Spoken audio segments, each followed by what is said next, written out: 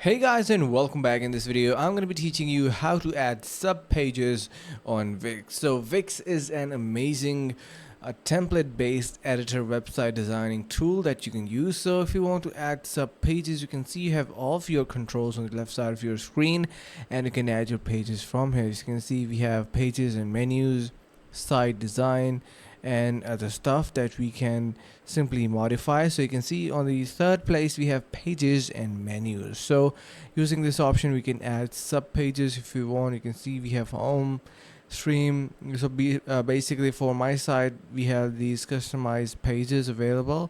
If I click on this, it is going to be jumping on that particular page, stream and buy. So you can see on the top we have some pages.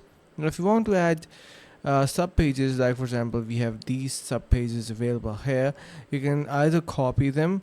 You can use these three options, and you can see we have this duplicate option, or you can simply add a menu item or add a new page using this. So you can see once you simply add that, your sub page will be added. So this is actually pretty easy that you can do for yourself as well, and I hope this is going to be helping you guys out. So thank you so much for watching, and make sure to subscribe.